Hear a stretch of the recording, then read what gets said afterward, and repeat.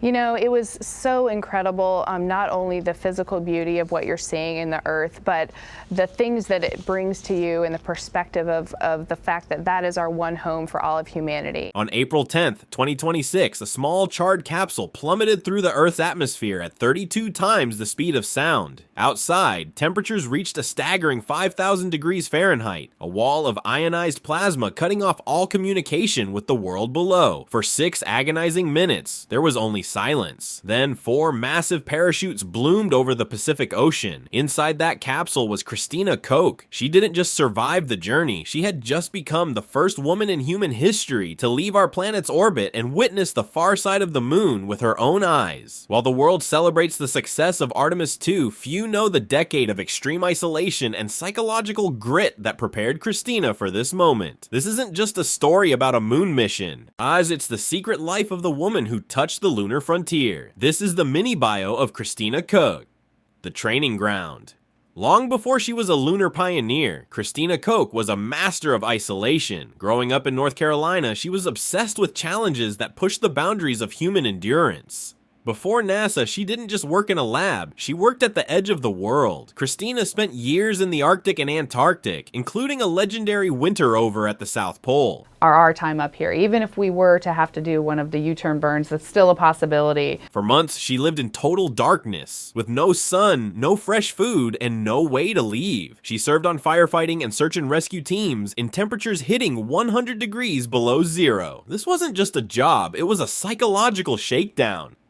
Christina was learning how to keep her mind sharp when the rest of the world felt millions of miles away. It was this exact mental armor that caught NASA's attention in 2013. The record breaker. In 2019, the world first learned her name when she launched to the International Space Station. What was supposed to be a standard mission turned into a history-defining marathon. NASA extended her stay to 328 days, the longest single spaceflight by a woman in history. What makes a crew? What is different about a crew than a team? During that time, she conducted the first all-female spacewalks, proving that the vacuum of space doesn't care about gender, only competence. But Christina wasn't just breaking records, she was becoming a test subject. NASA studied her body and mind to see how long-duration spaceflight affects women, preparing for the day we would finally return to the moon. That day arrived on April 1st, 2026. The journey to the far side, when the space launch system ignited at Kennedy Space Center, Christina Koch was seated as Mission Specialist 1. The 10-day journey of Artemis II took her and her 3 crewmates farther from Earth than any human had ever traveled, over 250,000 miles into the deep black, as they swung around the lunar far side. I just really want to put things down occasionally, but I've gotten used to Velcro and taping things down instead. Christina saw a landscape that had been hidden from human eyes since 1972. She wasn't just an engineer monitoring systems, she was a witness to history. She described the Earthrise over the lunar horizon, not as a photo, but as a fragile human moment that bonded the crew forever.